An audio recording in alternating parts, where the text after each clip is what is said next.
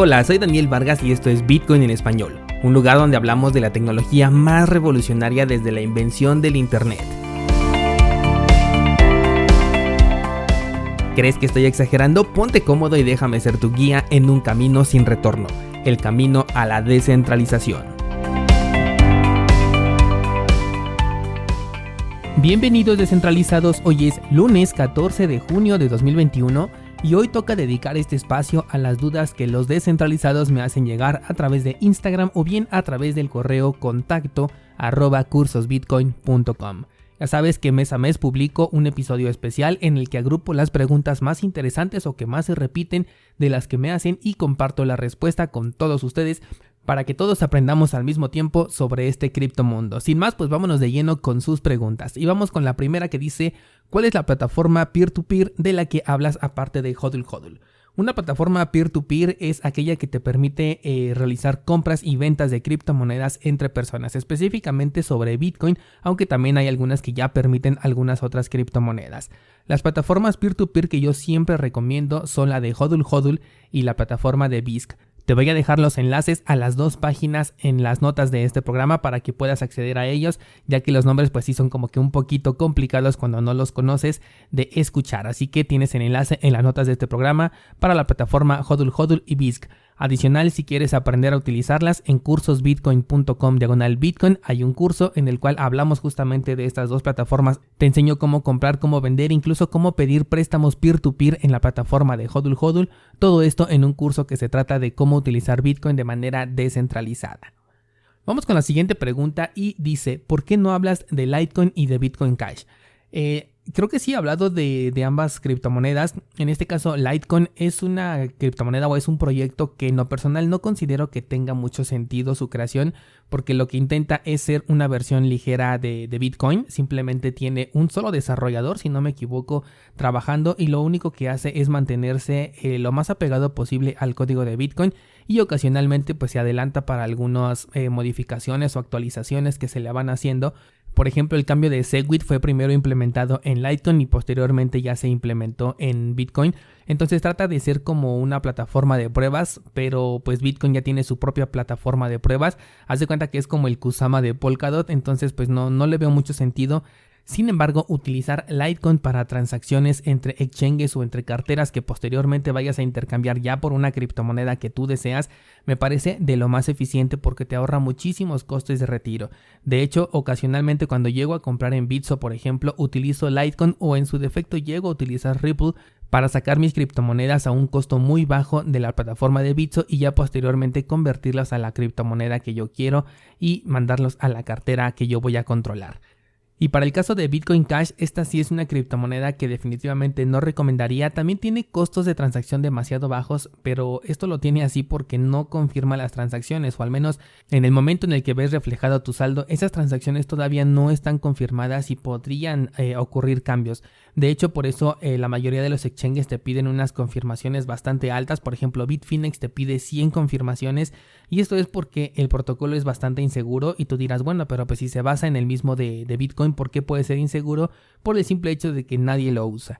De hecho, hubo un ataque en el que se reorganizó la cadena de Bitcoin Cash y nadie se dio cuenta hasta 7 días después, por la misma razón de que nadie lo está utilizando, entonces nadie se dio cuenta, ¿no? Lo curioso es que lo aceptan casi en todas las plataformas donde aceptan Bitcoin, como que se volvió bastante popular o no sé por qué tiene esta especie de adopción o al menos aceptación, pero eventualmente pues nos damos cuenta que nadie la utiliza, sobre todo en esta clase de errores. Ahora también me preguntan bastante por qué la considero ineficiente si es bastante rápida y además está basada en el código de Bitcoin. Y es que la solución que propone Bitcoin Cash, para ponerlo en términos un poco más entendibles, es como si cada vez que quisieras tener una mejor computadora la tuvieras que hacer más grande. Imagínate, por ejemplo, en las laptops que en lugar de hacerlas más pequeñas como las nuevas MacBook, tuvieran que ser cada vez más grandes y más pesadas para poder ser mejores. Esta es más o menos la solución que tiene Bitcoin Cash para su protocolo, que es hacer el bloque todavía más grande. O imagínate, por ejemplo, que para tener un mejor internet tuvieras que conectar cada vez cables más grandes a tu computadora. De esta forma te das cuenta que ninguna tecnología avanza o evoluciona haciendo más grandes sus elementos de consumo. En este caso estamos hablando del tamaño del bloque, el cual se va incrementando de acuerdo al número de transacciones, y la verdad es que no es una solución eficiente, sobre todo porque el tamaño del bloque está definido así por diseño y no por error. O sea, no quiere decir que solamente le hayan puesto 1 mega porque en aquel momento solamente se le permitía esa capacidad y ahorita que ya tenemos pues una evolución tecnológica podamos hacerlo más grande. No, sino que se le definió 1 mega exactamente para que fuera muchísimo más seguro, porque a mayor tamaño, mayor inseguridad. Vámonos con la siguiente pregunta y dice, ¿tienes información de si Bitso va a incrementar su oferta de monedas?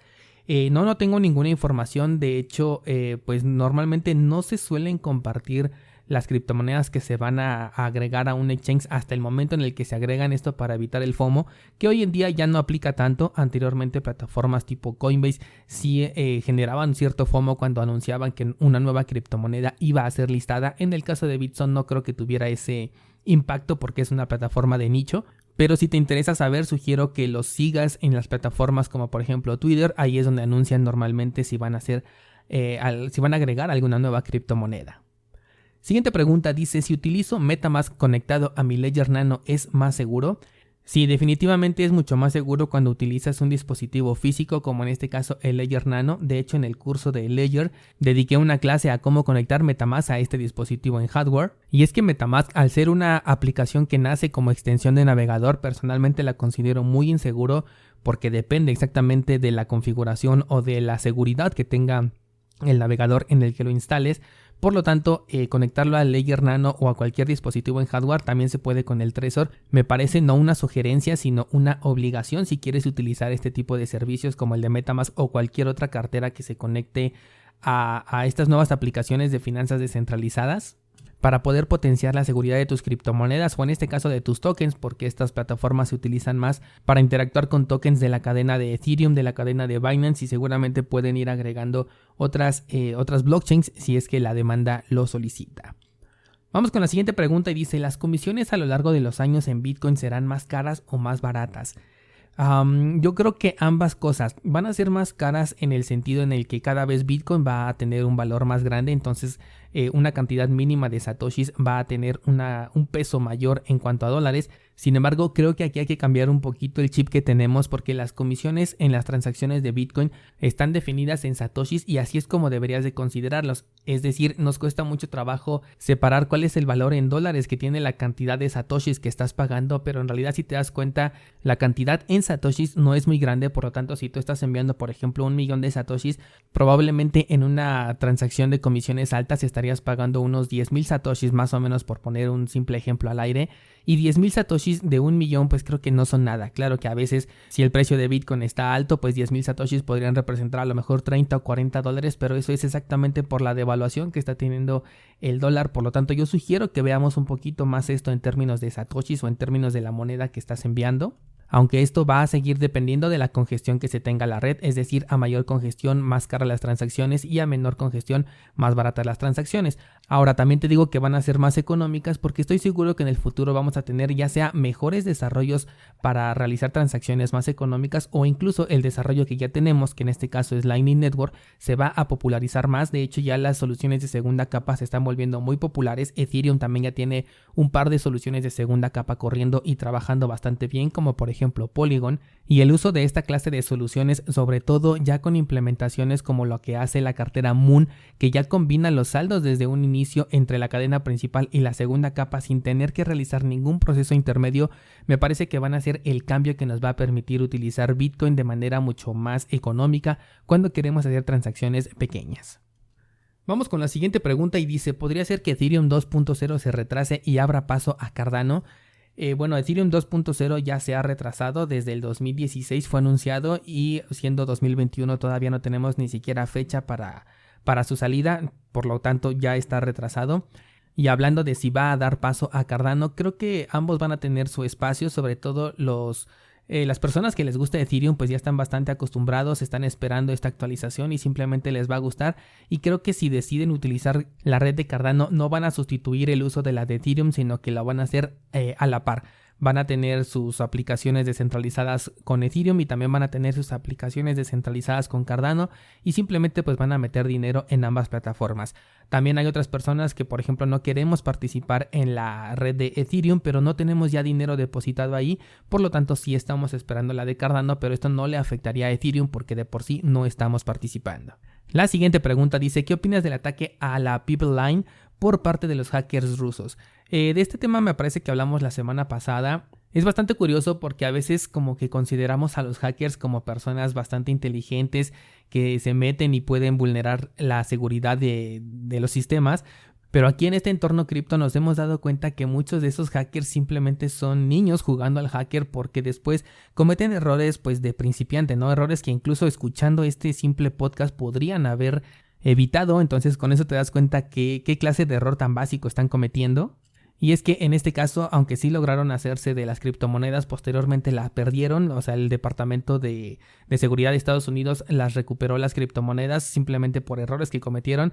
Ahora también se habla de que fue un hackeo ficticio simplemente para darle popularidad a este sistema de seguridad de Estados Unidos y decir que Bitcoin o la seguridad de Bitcoin fue vulnerada, lo cual obviamente es mentira. Pero de cualquier forma, si no fue así, el hackeo fue completamente un fracaso, debido al desconocimiento de las personas que estaban detrás de este ataque. Siguiente pregunta dice, ¿hay un DEX, o sea, un exchange descentralizado que recomiendes y que realmente sea un DEX? Pues sí, el exchange descentralizado que recomiendo es el exchange de Waves. No recomiendo utilizar las opciones DeFi que vienen ahí porque también ya Waves está incursionando en el DeFi, pero como exchange descentralizado justamente para intercambios me parece excelente, además de que se puede llegar a utilizar de manera temporal como una cartera debido a que cuentas con las claves privadas de las criptomonedas que están depositadas en ese exchange, a diferencia de si utilizas un servicio centralizado. La siguiente pregunta dice, ¿cómo puedo ahorrar en criptomonedas y cuál es la mejor forma de hacerlo? No creo que exista la mejor forma de hacerlo porque cada quien va a tener intereses diferentes, objetivos diferentes. Por ejemplo, yo podría decirte que la mejor forma es el holdeo a largo plazo, 5 o 10 años mínimo, pero a lo mejor tú vas a requerir ese dinero en el menor tiempo posible. Por lo tanto, lo que te sugiero es que cheques el curso Bitcoin desde cero, cursosbitcoin.com/0. Es un curso gratuito, ahí te voy a enseñar las bases de lo que son las criptomonedas, de lo que es Bitcoin, de cómo se compra, cómo se guarda y bueno, pues cuáles son las diferentes formas de entrar a este mundo cripto. La siguiente pregunta dice, en tu episodio 333 te refieres a Bitcoin como si fuera un ente que decidiera por sí mismo si sube o baja de precio. ¿Por qué lo haces? Es solamente una forma de expresión que tengo cuando digo que Bitcoin hace lo que quiere, y lo que quiero dar a entender es que el análisis técnico siempre sale sobrando, que una sola persona con una compra o una venta muy grande y una baja demanda o una baja oferta puede hacer que el precio cambie completamente de rumbo con respecto a lo que estamos viendo en el análisis técnico. Así que cuando me refiero a que Bitcoin hace lo que quiere, me refiero a que no va a respetar ninguna clase de análisis técnico ni tampoco de análisis fundamental, porque el mercado es muy pequeño y está completamente abierto a que cualquier persona, cualquier ballena pueda no manipularlo, sino operar de la forma natural, pero por la gran cantidad de dinero que pueden manejar las ballenas, pueden provocar movimientos muy bruscos en el mercado, que normalmente esto lo conocen como manipulación, pero no es más que una compra y una venta, que es exactamente lo mismo que hacemos nosotros, solo que con una cantidad mucho más grande, y eso es una operación completamente permitida y no tiene absolutamente nada que ver con manipulación. La siguiente pregunta me dice, ¿qué opinas del proyecto Pi? Creo que esta pregunta ya se repitió el mes pasado. Pi es un proyecto que busca la minería de criptomonedas a través del celular, pero si te metes a la página después de que te dice que puedes minar con esa criptomoneda con tu celular, cosa que además ni siquiera es cierto, ya no te dice nada más, o sea, no tiene ninguna otra propuesta de valor, simplemente el punto es que la puedes, entre comillas, minar con tu dispositivo móvil y eso ya es todo lo que te están ofreciendo, por lo tanto yo no le metería nada de dinero a ese proyecto. La siguiente pregunta nos dice, ¿tienes alguna preferencia para sacar rentabilidad a tus Bitcoin aparte de BlockFi? De inicio yo no utilizo ni recomiendo BlockFi, de hecho jamás lo utilizaría porque BlockFi es una de las plataformas que están a favor de los Bitcoin limpios. ¿Recuerdas esta temática de los dos Bitcoins que hemos manejado, en la que uno es entre comillas limpio y uno es de la lista negra? Bueno, pues BlockFi es una de esas plataformas que no te permite operar si tus direcciones están en una lista negra, por lo tanto jamás la utilizaría. Y con respecto a la rentabilidad de tus Bitcoin, no recomiendo hacerlo, la verdad. De hecho, en el exchange de Waves, cuando hicimos el curso, ahí hay una opción DeFi para poderle sacar rentabilidad. Te enseño a utilizarlo, pero ahí mismo en la clase te digo que no es una característica que yo utilizaría. Solamente lo hice pues para el ejemplo, para que aprendas cómo se hace en caso de que a ti sí te interese. Pero la verdad es que para obtener rentabilidad con tus Bitcoin tienes que entrar a una plataforma descentralizada en donde vas a perder la custodia de tus Bitcoin y se lo vas a delegar ya sea a una persona, como en el caso de BlockFi, o a una empresa, o bien se lo vas a delegar a un contrato inteligente en una red que puede ser completamente vulnerada, o bien estos Bitcoins se intercambian por un derivado, un token que no tiene valor más que el respaldo que tú le estás dando a través de tu Bitcoin, y por eso es que le dan un cierto valor. Pero el punto es que durante el tiempo que estás obteniéndole, entre comillas, rentabilidad a tu Bitcoin, estás perdiendo la custodia de esas criptomonedas. Ahora, considera que la rentabilidad en este tipo de desarrollos DeFi pues está más o menos entre un 6 y a lo mejor un 15%. Estas rentabilidades son anuales, pero año con año, si te das cuenta en el gráfico, pues Bitcoin se revaloriza muchísimo más que un 16%. De hecho, ese porcentaje lo puede conseguir en una semana, incluso en un solo día. Por lo que incluso si consideras una temporada bajista, dices, ay, a lo mejor gané el 16% en la temporada bajista de Bitcoin por tener ahí mi Bitcoin depositado, pero simplemente si te esperas a lo mejor a 2 años, pues puedes conseguir más del 32%, que es lo que conseguirías por 2 años de mantener allí tus criptomonedas, pero con la enorme ventaja de que vas a mantener la custodia de tus Bitcoin. Entonces, a mí la verdad es que me parecen cero interesantes estos protocolos DeFi que me van a dar una rentabilidad sobre un activo que se revaloriza 5, 10, hasta 100 veces más que la rentabilidad que me pueden ofrecer simplemente con esperar. Siguiente pregunta dice, ¿con un nodo de Bitcoin puedo minar y votar por las mejoras del protocolo?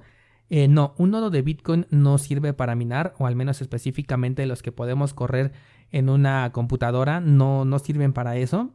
Eso simplemente sirven para validar las transacciones que ocurren en la red, y sí puedes no votar por las mejoras del protocolo, pero sí puedes decidir participar o no, porque pues tú vas a decidir si corres el cliente que cuenta con esas actualizaciones, o incluso tú decides si actualizar a la versión del cliente que cuenta ya con las nuevas mejoras del protocolo o no.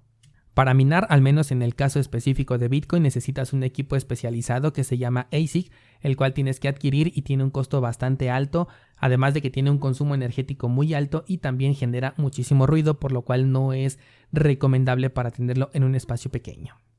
Vamos con más preguntas y dice, hola, tengo varios tokens y me gustaría concentrarlos en una sola cartera, ¿cuál me recomiendas? Y me da un listado de tokens que tiene, incluido también aquí Bitcoin. Yo no recomiendo concentrar todos tus tokens en una sola cartera, recomiendo tener varias carteras para ello, y de preferencia que sean en hardware.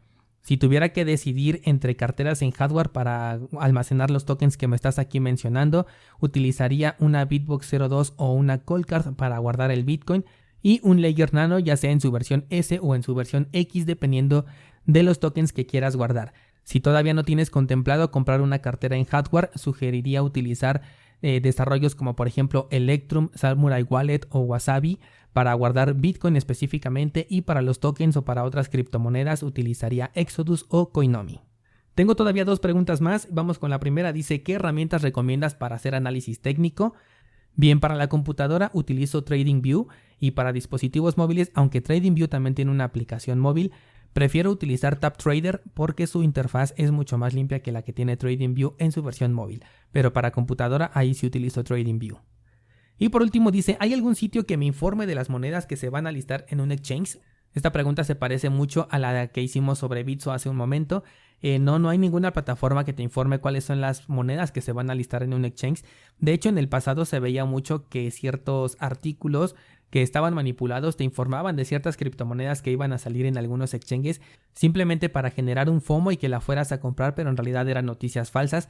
Por lo tanto, lo único que sugiero es que sigas las redes sociales oficiales de los exchanges más importantes, por ejemplo Binance, Coinbase, Bitfinex, Bittrex, para que ahí puedas ir viendo cuáles son las criptomonedas que se van a listar en el exchange. De hecho, cada vez que abres sesión en esta clase de exchanges, ahí te aparece un mensaje en el que te dice cuáles son las nuevas criptomonedas que acaban de agregar o que van a agregar. Así que considero que si te interesa ese tema, pues es la mejor forma en la que te puedes mantener actualizado.